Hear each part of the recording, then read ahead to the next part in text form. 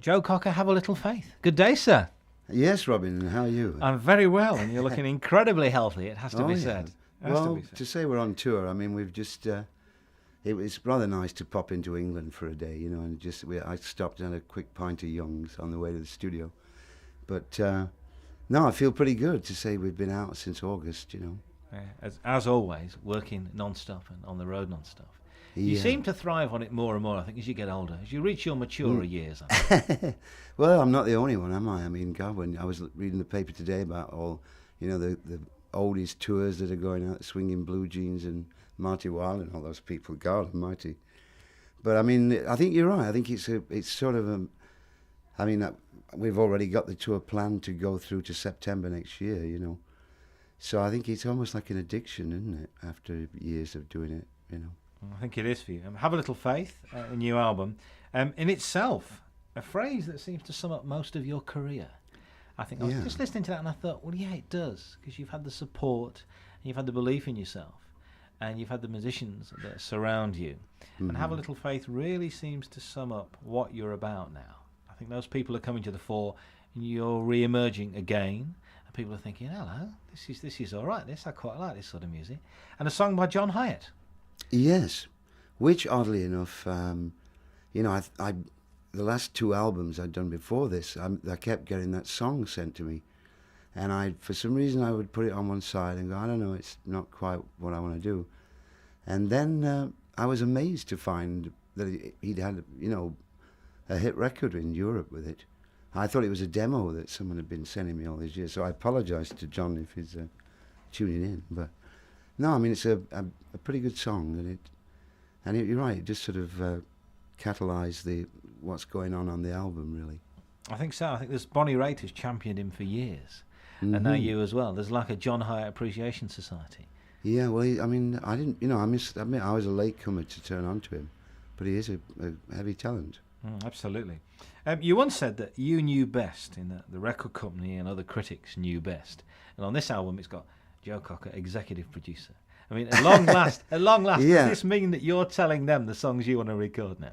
Well, actually, I mean, it was only when someone sent me a copy of the printed cover, and then I saw executive producer, and I thought, well, that's pretty good, because I did kind of, you know, follow everything through. I mean, from the songs, and even though Roger Davies and Chris Lloyd-Alge produced it, I did kind of stay on top of it a lot more than I had done for previous records.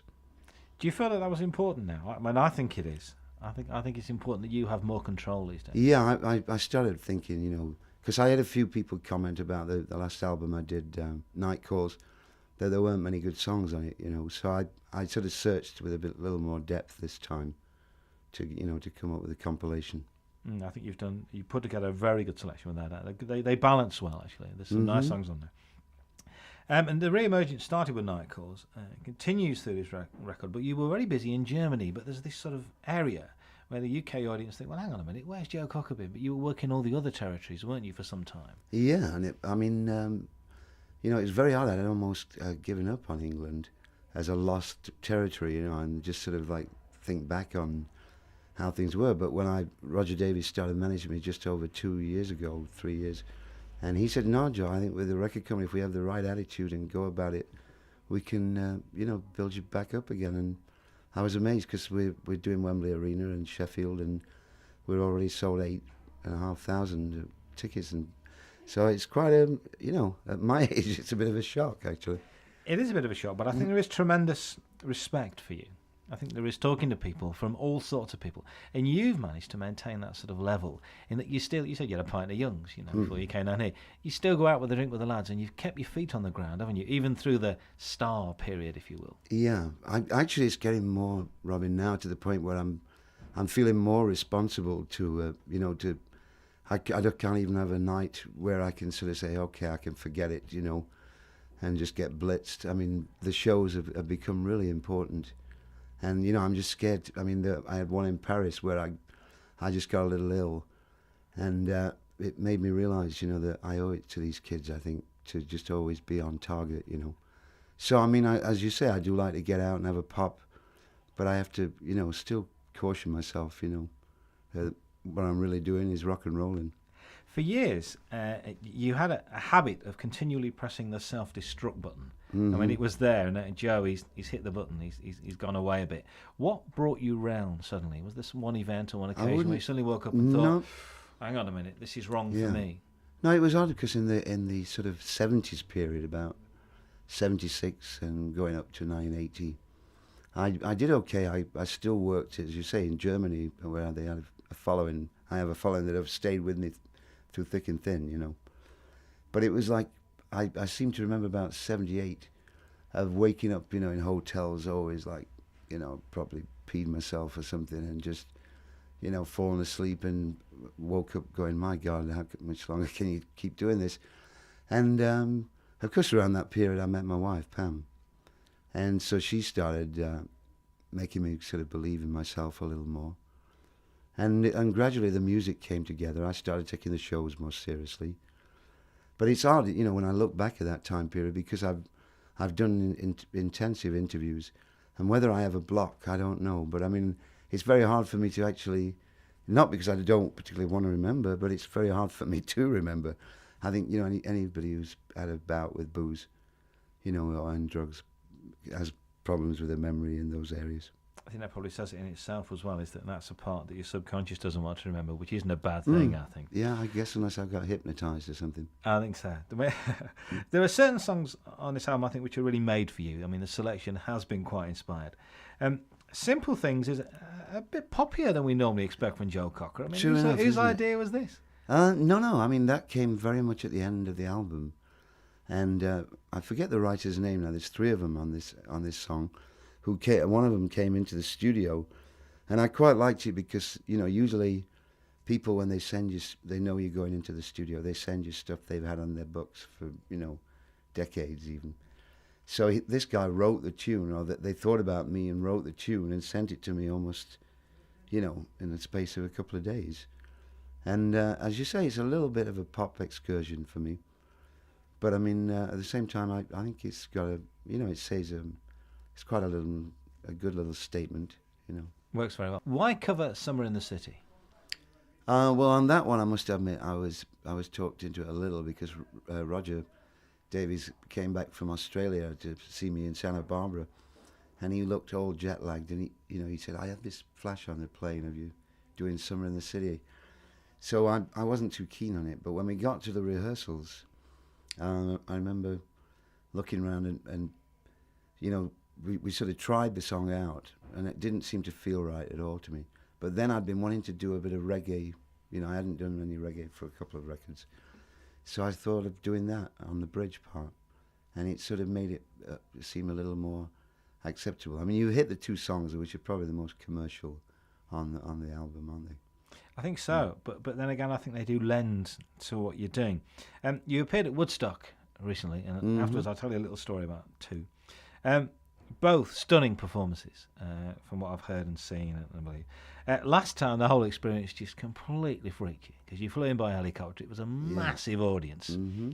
How was it this time? Did you enjoy it this time? It was still pretty freaky, because, you know, my former manager, Michael Lang, was part of the production team, and I was anxious about seeing him. We hadn't spoken since we broke off about 3 years ago. But I didn't actually see him. But I was expecting him to be on the stage, but I walked out, and I mean, the fact that it was a different location, I don't really know if I was expecting it to be any, you know, I mean, obviously we all knew it was going to be a lot more commercial of an enterprise. But the thing was, started singing to that sea of faces, which is, you know, 250,000 people, very hard to entertain for anybody. But when they did that thing called moshing, which is, you know, they lift bodies out of the audience, and I mean, these naked chicks coming around and being passed around in front of the band. They don't do that at my concerts, I'm afraid. So that took me back a little on this one. Do you think it was necessary? I mean, you know, did you go in by helicopter and all this business? I mean, do you think it was right to do it again? I think it was just blatant commercialism and may have lost the magic of the initial. Yeah, well, I mean, down the road a piece at the original site, like Richie Havens was there, wasn't he? And Country Joe, a few of them showed up, and, you know. But I mean, for me, I say because of my ex-manager, it didn't look like I was going to do it at all. And then in the end, they finally came back and said, would you open the show for us? So being asked to open it, I could hardly turn that down. Not really, no. There's no Lennon McCartney tracks on this album. Nothing appealed to you this time around, Joe? Nothing you fancy? Well, I did say enough, because someone suggested another one, and I went, please, no more. Give me a break. But it's good to see Tony Joe White popping up on there. That's nice to see. And a song that I really like is Highway, Highway. I just imagine that these Americans with the lighters in the air and all this business, Well, we've been noticing that in Europe. I've been doing it in the set at the end of the show. And you're right, they do get a little teary-eyed with it. Mm-hmm. Do you get emotional when you sing a song like that? I have to. One of the odd things was before I started this record, I was going to, what is his name now? A guy from Def Leppard's records. God, I'll forget his name for the moment. But I was going to work with another producer, And I'm sorry, Robin. I've got a little. He's the guy that produced the Bryan Adams album as well, isn't he? And I can't remember his name either. God, I've just got a mental block on his name. Def Leppard's producer, and I can't remember his name either. But what were you saying before that? Then? Sorry, when you get emotional when you sing a song like that is really quite. I mean, you say you have well, to get into it. I was saying that this producer said I don't hear Joe Cocker singing a song like that. Which to me meant he didn't really hear my other. I'm not just a belter of blues. I mean, I do have that inner side. And a song like that I really love to perform each night because it's a thinking song. You can't just sort of throw it away, Do you find that people who do produce you and do your work with don't appreciate the full range of your talents? They tend to think I'm a bit set, or they, as I say, like, well, do a couple of Beatle covers and, one at this speed. And, so I was a little offended by that. I think you must be. I mean, because you've proved over the years you can do virtually anything. As we've said before, Sheffield Steel is one of my favourite albums. Yeah, it's a bit of a cult kind of record. Classic album. All right, let's talk about the duet, At Where We Belong. You've got the true story behind that. Who came to who with the song and who started it? You or Jennifer Warnes. There is the truth behind it that only you can tell. Oddly enough, another addition to the story, Richard Gere showed up to see us in Dublin with Cindy the other day. And he told me they didn't even want to use it in the movie, that him and the crew had to bet them it would be a hit, which is an interesting twist. But not what happened with me was Stuart Levine sent me the demo, an awful demo of the song, Up Where We Belong. And, I was like I remember in my hotel room playing it and going, geez, I really don't want to do this. How can I get out of this one? But I got to the studio and Stuart was very adamant going, Joe, I've even guessed what key you're going to sing in. And I went, okay. And I've even made a track. So it was like, okay. So, and I thought I was very impressed with the track he put together. And later on, I sang it all myself originally, just all the way through. And then when Jennifer came in, we started picking out the bits which would sound best. And as I say, her theory is that she asked me for the record, and I've talked to Stuart since, and I'm pretty sure I've got the right version. Too Cool is very much a band song. You've used your live band on this record as well, and with Too Cool it fits in really, really well. They're exciting, they're having a great time. It's a great live song.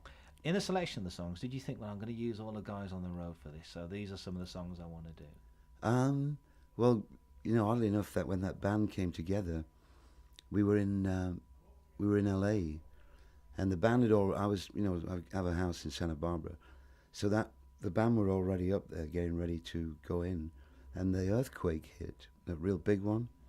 And I think that's part of the feeling of this album, was that we were a live band and we were very, I went up 2 days after the quake and there was boulders everywhere and the studio had nearly fallen down, and it sort of gave us kind of a unity to work on the project as a, to sort of, because we were getting all those awful aftershocks and stuff.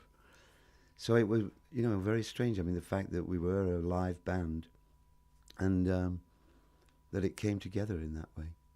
Interesting that old Stainton deserted. I know. I mean, sad, but a foolish chap. Hey, well, I can't compete with Eric's wallet.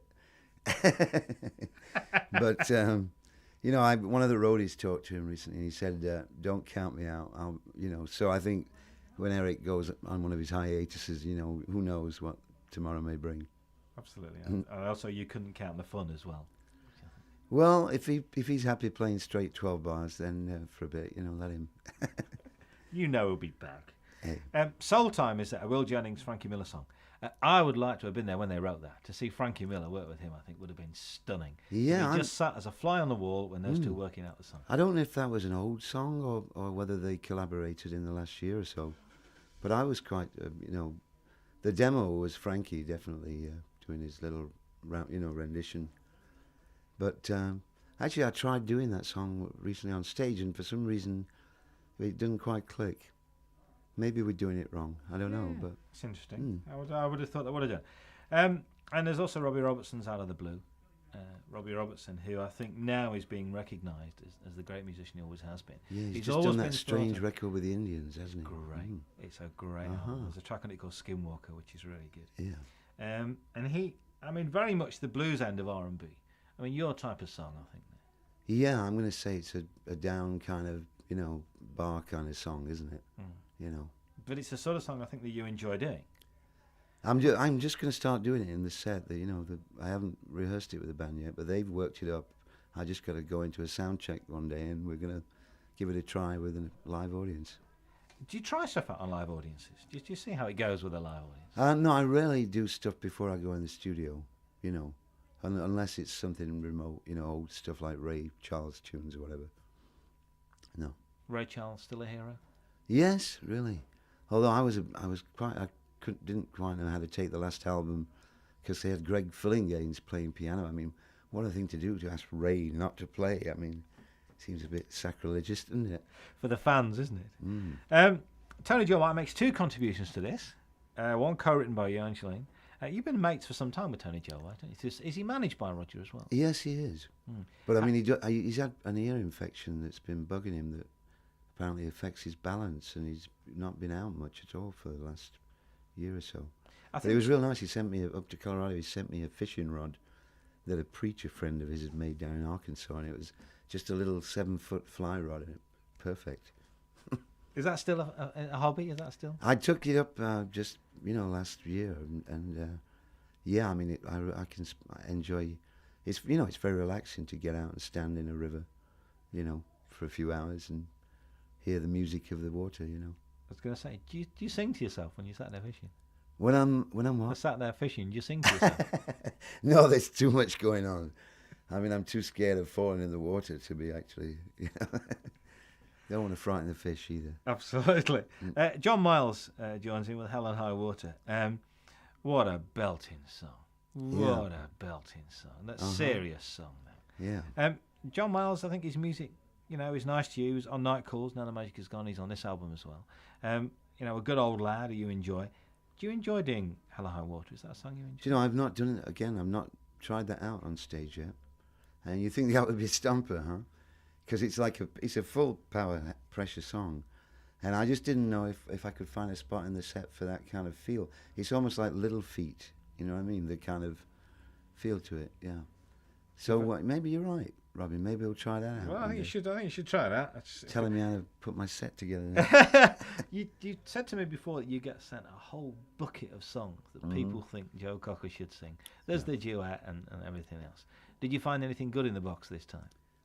Did I tell you I talked to Bonnie Raitt about it, and she was saying she has the same thing. She was driving down Sunset Boulevard, flopping the winners and then the losers, and she said she had like a pile of losers and just a couple that worth second listens, But I wouldn't discourage writers from sending them to me, even though I say that. But it's just, she was saying the same thing, that every demo she gets, they put a slide guitar on it. She says, I know how to play slide. And with me, they always get a singer who sounds like he's very hoarse, So it's, sometimes I don't think people should go to those lengths. Just a good demo of any style, I can read through the lines, if it's a woman singing or anything. You mentioned Bonnie Raitt, who, as you probably know, is one of my absolute heroes. And you did mention to me last time you wouldn't mind singing a duet with her and a few other people. Yeah. Do these... Well, actually, is that duet any closer, Joe? There's a song on there that I did of... When I first started, because I hadn't smoked for a while, cigarettes, and I wanted to just check out my range. So I started doing other, just different kinds of songs. and I did a song off Winona Judd's album called Strongest Weakness. It's slow ballad.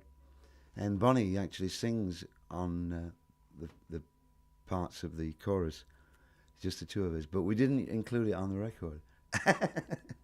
And she wouldn't do a full duet with me right now because she got her own album to work and everything, you know.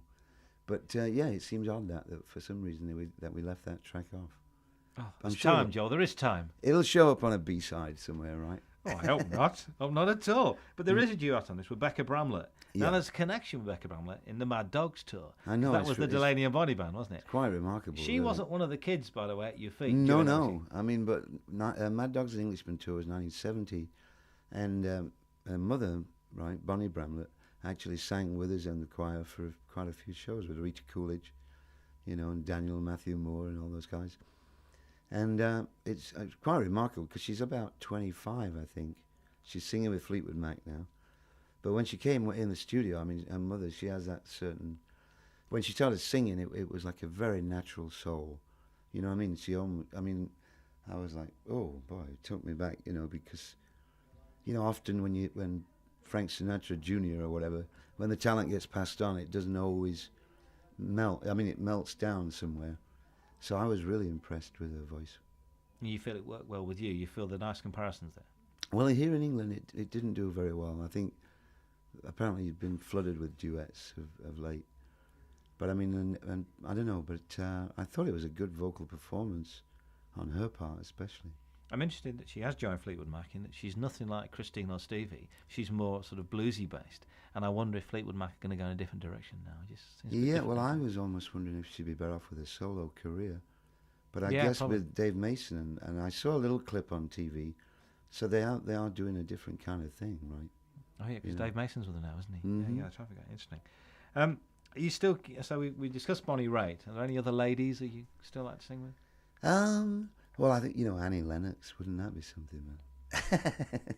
But I'm always too scared to ask. I mean, when I mentioned that to Roger, he's going, Well, you know, but I think with ladies of that stature, you've definitely got to have the meat. The song has got to be right on, you know.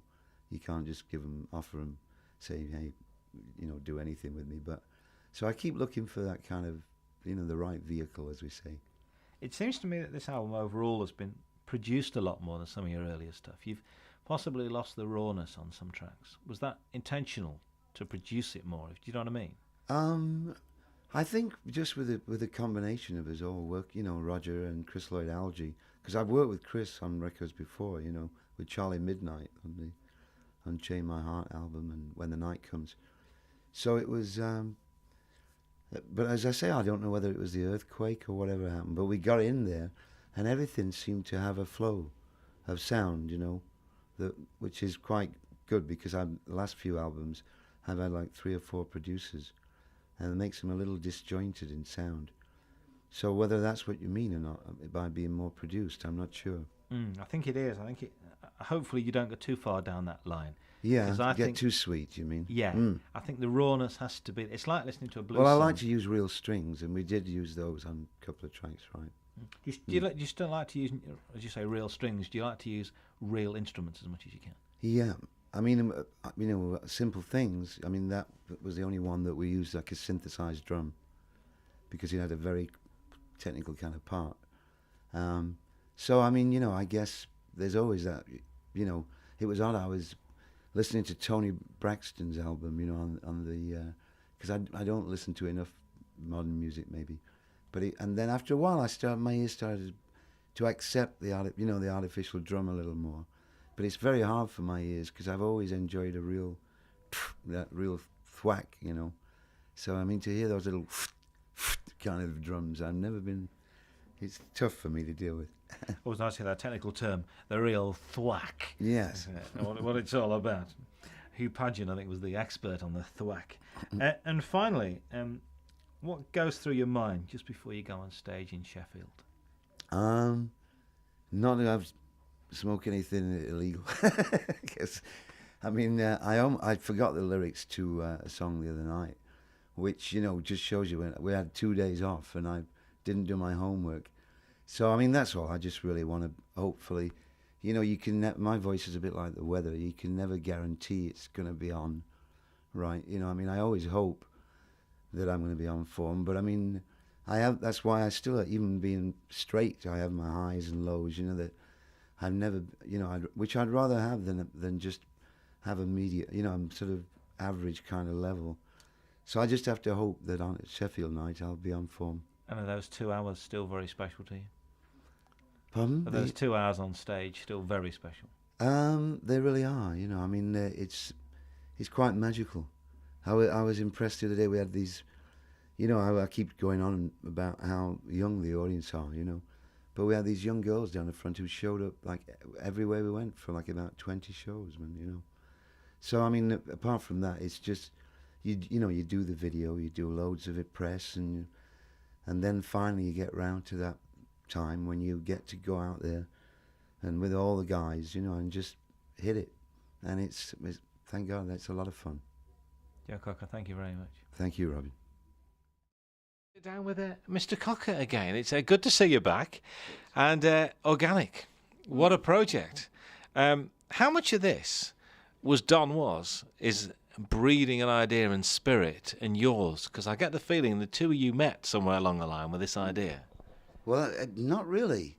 I mean, I'd wanted to make a record with Don, but then so many other people have for so long, you know. And it was only, I was taking a year off, really, not knowing what it meant to take a year off until I got about 6 months in, and I was starting to wonder what I should do with myself. And the German label really was saying, can you give us some stuff to listen to before next year, you know? So it seemed very weird that I said, well, I can't do a half-hearted album, you know, if I'm going to do it, it's got to be for real. Then Roger Davies contacted me and said Don Was would love to do it because he's looking for, he's strange, Don. I think it just seems to be coincidence. He was looking for somebody who could, as a good singer, he said, to make an album with. And it just happened to fall together that, you know, this suggestion came up of doing some of my earliest stuff. And he was great, you know, we sat down and he said, like, what matters to me, Joe, is what don't you want to do? And there were a few that dropped out, like, you know, Bathroom Window. But I mentioned Delta Lady, and he went to his record collection and pulled out an old Taj Mahal song that had a groove, you know, that was a lot slower than the original. So, and then we got together with Dean Parks, just in a tiny little studio underneath the Sunset Marquee, you know, in Hollywood. And we kind of ran like a dozen songs over with the, you know, just the acoustic guitar, and sort of picked them out, and then just put this band together, really. Put this band together. Looking at the musicians, I mean, the quality of these players is so special. I mean, it must have been a nightmare selecting the songs because those guys could play the Birdie song and it would sound wonderful. I mean, the rhythm section alone is amazing. Well, I wish I could have brought them all with me. But, you know, Billy Preston wanted 50 grand a week or something, you know, which was another story. But I did get, I mean, Greg Lease is here, you know, doing this promotion tour with me. Dean Parks, Chris Stainton, thank God, he's not with Eric right now. And Jim Keltner, of course, right, is on drums. So it's, I mean, we've been playing some, I keep trying to explain to people when they come and see this set, it's not going to happen. You know, this is a one-off, and it really is remarkable what they can do. I mean, they don't make many mistakes, those guys, you know. I think as well, you know, a lot of people listening to this don't realise the pedigree of these musicians. But what's nice about it is you respect them, and I've watched the video, and they all respect you. Arnoff was having the time of his life. Yes, he was having a great time. You know, T. Hutch, he was playing. As you mentioned, Billy Preston. I think you seen the whole 1 hour? Yeah. I think the thing about Billy Preston is those little subtle touches. I think he pulls out the drawbar. I think his playing is getting better. I think Billy Preston, but then I think some of your singing is getting better. I think on this album, Don Was has really pulled some vocals out of you. I think. Well, actually, they used a new mic on me. I don't know. I can't remember what it was that I, you know. I mean, usually they always get me the old Norman, the same thing, and he just gave me this different kind of mic, and it just seemed to fit the bill. And we did very little. I didn't do any kind of second vocals even. I mean, we were doing 4 tracks a day for the first 3 days in 8-hour sessions, and they were filming it all, so there was pressure on the guys. Maybe that kind of helped to some degree, because none of us, we'd all been used to being filmed, but not quite so intently. I mean, they were filming blank walls when we weren't there, so, you know. And I remember Jim Keltner, you know, because I hadn't seen Jim in so long, and we kept looking for a corner to have a chat in, but it was impossible. I mean, so we did that whole session in that kind of light. It's something very special, I think, and as you say, it is a one-off. Dignity, to me, is my favourite on it. I think it's brilliant.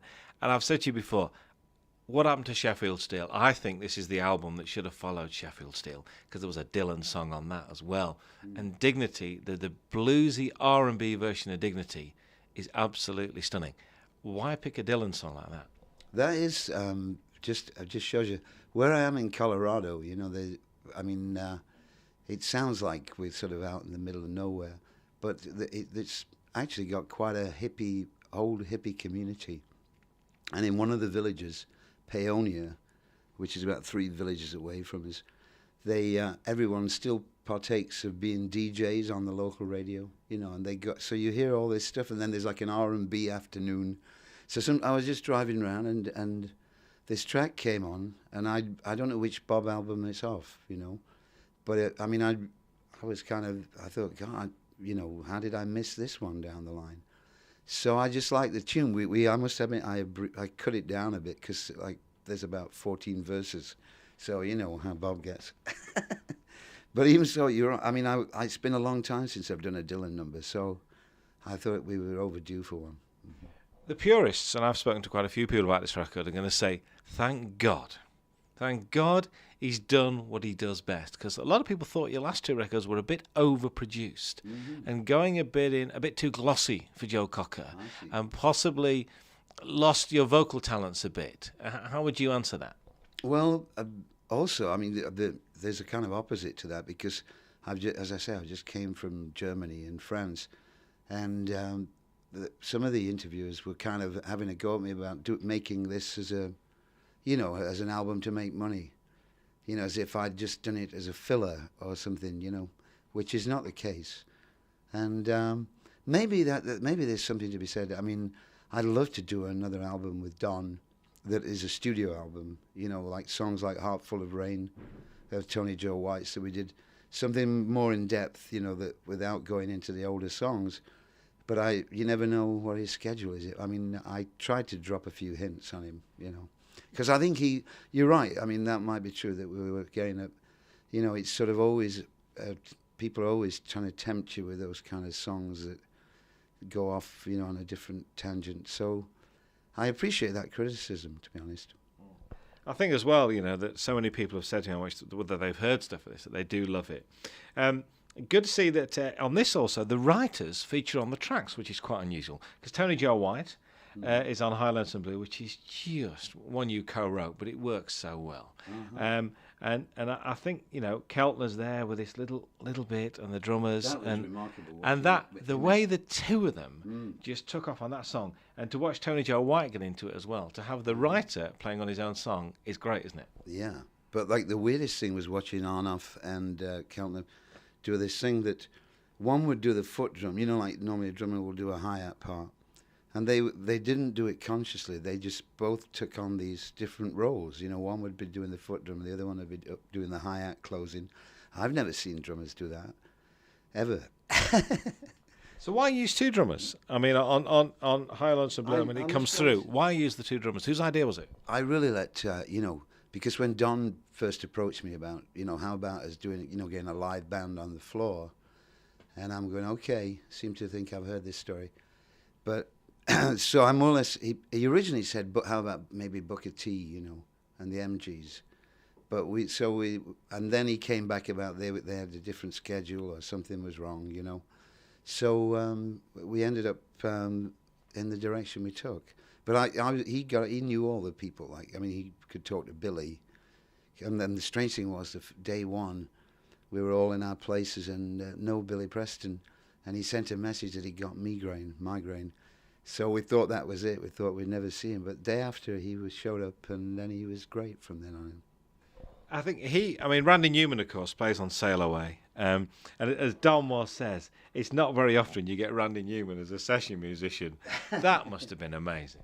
Well, he's a really funny guy, and he was quipping stuff all the time. They left a bit of it on the video, but I just didn't realize, what he was funny when we were doing "You Can Leave Your Hat On," and he mentioned that my version, said on your version you did an E instead of the B minor. I don't know music in depth, but I said, so what? He said, if I'd have done that, I would have had a hit with it.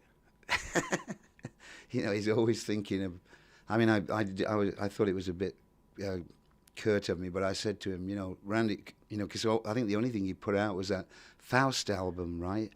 So I said, hey, Randy, how many songs are you writing these days? One a year? And he looked a bit taken aback, and then he says, that's because I never use the words "I love you." He did the music for Toy Story, the Disney thing.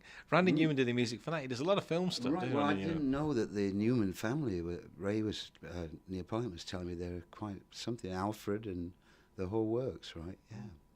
Yeah, one of those things. But Billy Preston doesn't play on "You Are So Beautiful." So you've got Tony Joe White on "High Notes and Blue." You've got Randy Newman on his songs. Billy Preston doesn't play on "You Are So Beautiful." Why not? Do you know, it only just occurred to me. Because, on that particular song, I was in the booth, and I heard the strings come in, and I thought everyone was in place for it, So it's only just recently that it's dawned on me that he wasn't on that track.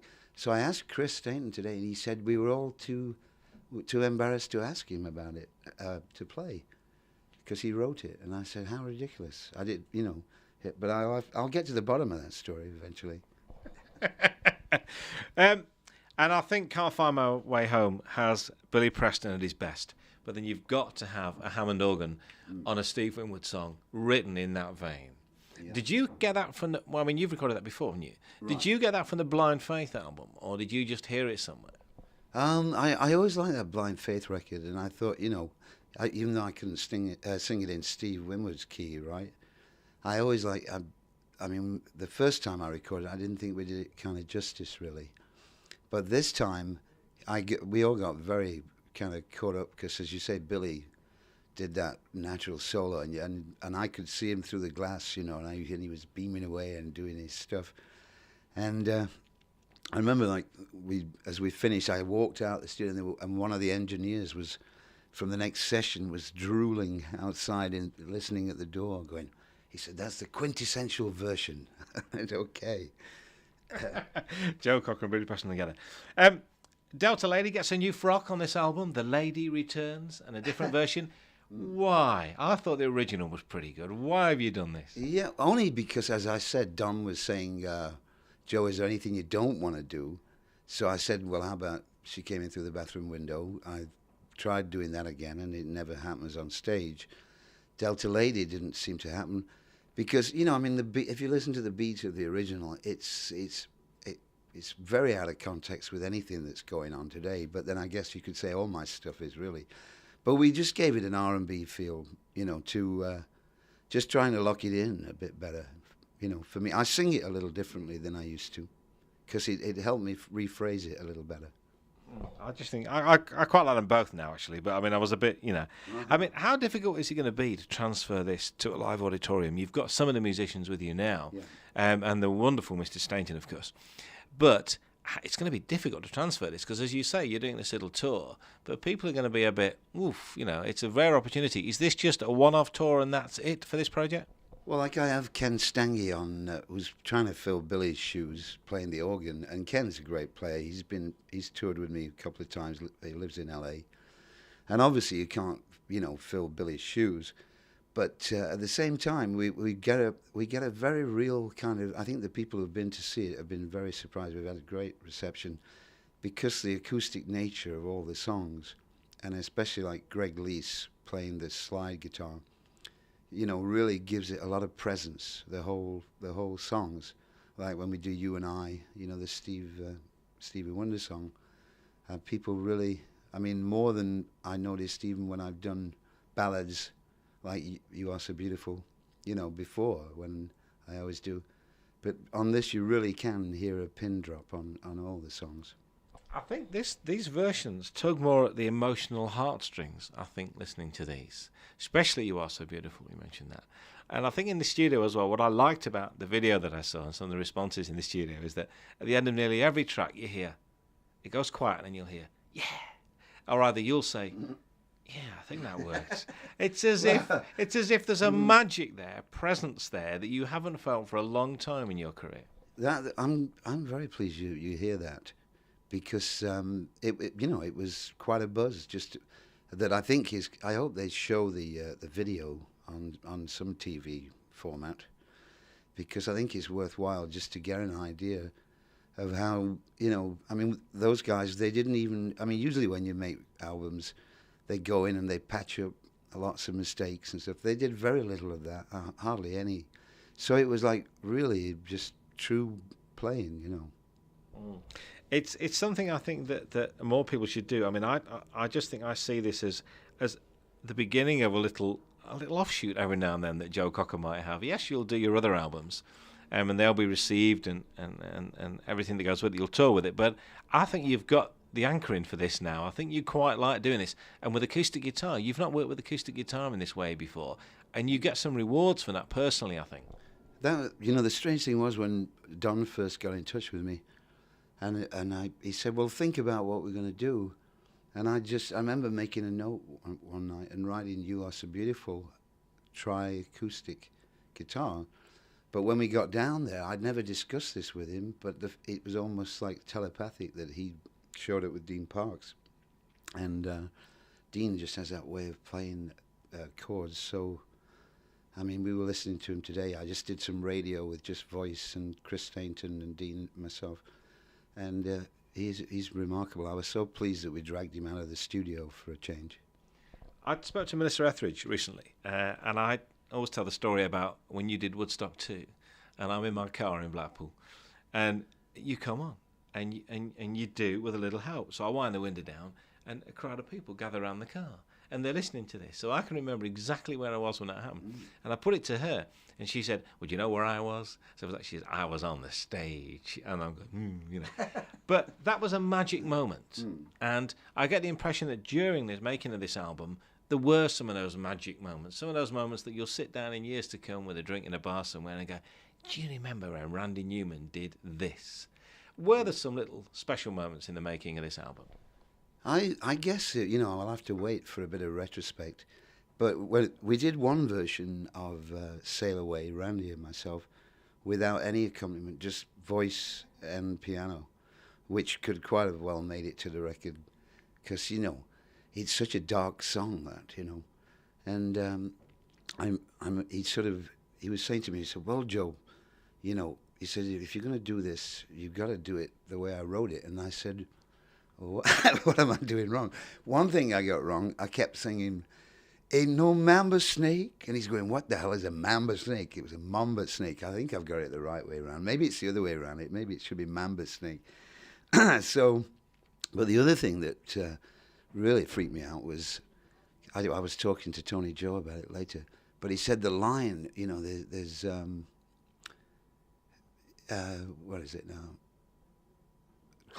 Climb aboard, little wog, sail away with me.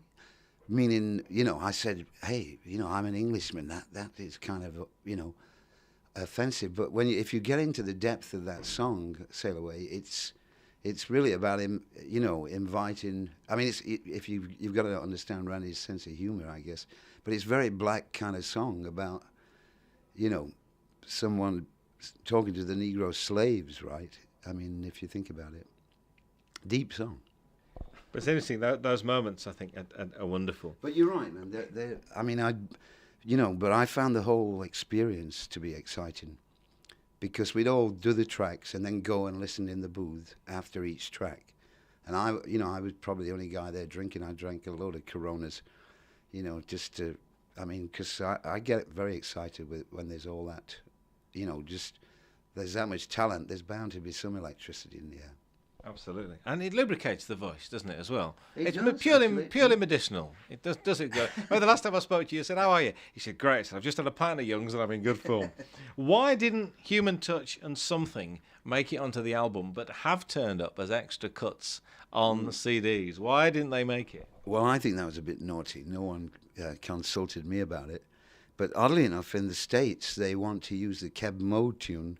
You know, Keb, opened up for us a couple of tours back. He's a great black writer.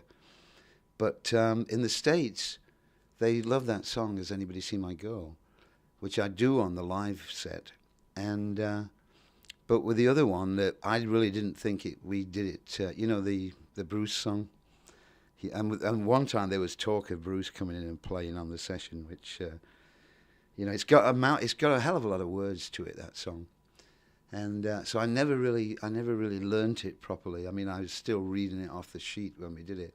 So I didn't really want it to be part of the record. But now when they put out CDs, they kind of consider them B-sides, don't they? So I guess they just gave them away, really. The 4 tracks to come. Bye Bye Blackbird, that goes back a long way, doesn't it? And when I heard that, I thought, not sure, Joe, because you're putting yourself possibly not into a contemporary market, because this is a very old song. And I think, maybe we're heading towards Frank Sinatra here, which worried me a little. I mean, why did that get selected for the album? Oddly enough, again, the record company in the States didn't want to use that, for the very same reason you just came up, that they thought it was out of flux with everything else as far as suiting the times. But, you know, I mean, I would say that I think the original we did on tops that one. But, you know, at the same time, if we'd have shelved it, it would have emerged somewhere down the line, just like the others, you know. These days, you appear to be enjoying your career and your singing more. I mean, you know, you went through some seriously bad times, and these are the good times. Does it make them all the sweeter, having been through the bad times you went through?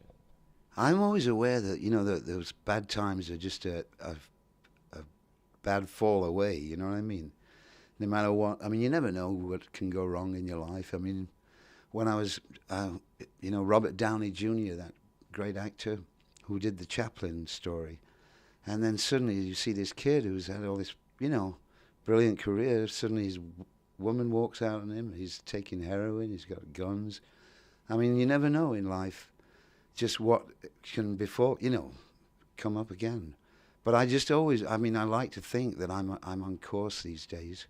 And there's enough of a buzz in my life, you know, to sort of stop me ever, you know, tilting that far. But as I say, I think anyone who's ever lived on the edge or been close to it, you know, it's always there. It's something that's always around. I think as well, of course, on this record we have Chris Stainton, and it wouldn't be Joe Cocker without Chris Stainton. And his playing again is getting better. He's getting more subtle. In his haircut is seriously bad, but he's got a great touch on those keyboards. And an important element, I think, to what you do. And then he gives you that little bit of support, I think, in the background there. Hey, you know, with Chris, I mean, like, there's a few guys who work with me, you know, behind the scenes, sound guys who've been with me on tours for years. And when I went out last time without Chris, they all, you know, they were all like shaking their heads going, it's not the same, Joe, it's not the same. And it's very true, like on these dates, we've also been, at the end of the night, we've been doing Feeling All Right, which he didn't play on the original, but you know, he just plays in a way, Chris. I mean, I just feel totally at home with his piano, and I kind of feel bad in some ways that he's not come out as financially well off as I have, you know, because we went our own ways, and I mean, originally we used to have a split kind of record deal, you know, and but I think he's doing all right, you know, and he's certain. I mean, but he's a magic performer. And it's great that, I don't know what happened to Eric, whether they fell out again, but I'm glad to have him back again. Absolutely. And Don Was described this as one of the most extraordinary experiences of his life. This record is a statement about how current an artist Joe Cocker can still be. I think the defence rests, with that. I don't know where you picked up that quote, but that is nice of him to say that.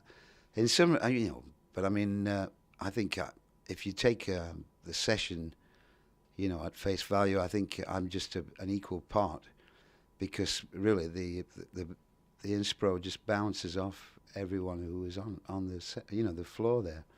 So it's real nice of him to say something like that. But as a producer, I mean, he was a very much a silent producer. He wrote the charts, the chord charts out for the guys, and he would. But just the fact that he came and sat out on the studio floor meant a lot more than actually appears. He's quite a producer, definitely. If you were going to have a compliment swinging session, he was part of it. Where do you see things going now? I mean, you've got this proms thing that you do. Are you going to do that? How does that work? How does that come out? It is a bit hard because I've done 2 of these prom shows, and it's from Belgium, originates from Belgium, and it's a really big orchestra. And I mean, they pay me some good money, but apart from that, it is quite a buzz to be wrapped around, like to hear sort of 60 violins when you're singing "You Are So Beautiful." But I've got myself into like a month's worth of work here, and it's not like going out and doing a 2-hour show at night, where you kind of feel, oof, okay, but just doing 5 songs a night. And thank God Chris is coming with me on this one too. So, but then I was looking at the schedule. We've got 12 days in Antwerp. It sounds like a horror story, doesn't it? But it's amazing that they can fill this big halls for 12 shows. Get away with it. Into the Mystic, Van Morrison's track. I mean, I love the original, and I do like this version. Again, one of those songs that you have fond memories of? It's oddly enough, it's been one of those songs that I've always kind of sung in my head. That I've thought, well, maybe I should record this. But when I've mentioned it to different producers, they didn't look too excited, so I kind of just never expounded on it. But when I mentioned it to Don, he instantly said, "Oh yeah, I can hear you doing that." So, and then we did it on the guitar, and that's how it got on the record. I can hear the Irishman going, "Cocker, that's cool," because he always calls people by their surname. He goes, "Cocker, that's cool." I can just imagine him saying it now, Van Morrison, just saying that. It would just work so well. And a Stevie Wonder song, but this is a new one to you, this You and I. I mean, you're not recorded this before, have you? No, actually, Don, he sort of sent me, I think, about 2 or 3 Stevie Wonder tunes on a little tape. But that one, when I sang it to him with just the guitar, I didn't think he'd be bowled over. I didn't think he'd like it too much because it was so soft. But I did that little loud part at the end, and he said, "Yeah, this should work great." And I must be honest, it's a tough song. I mean, all the players say it's got a lot of heavy chords in it, that tune. And we did it the first night I went out, and I had a total mental block on the 3rd verse of this song. And if you can imagine, when you work with those kind of guys, they stay where they are. I was like looking around and hoping everybody could see I was in trouble and all go, just, "Oh, okay, Joe, we'll end the song here." But so anyway, since then I've done my homework, and because it's a beautiful song, really, but you've got to. It's a very concentrated kind of tune. I think it's so nice to see you really enjoying what you do, back in roots, but with a contemporary feel to it. And an album that I think people will put on time and time again. Joe Cocker, thank you very much. As always, my man.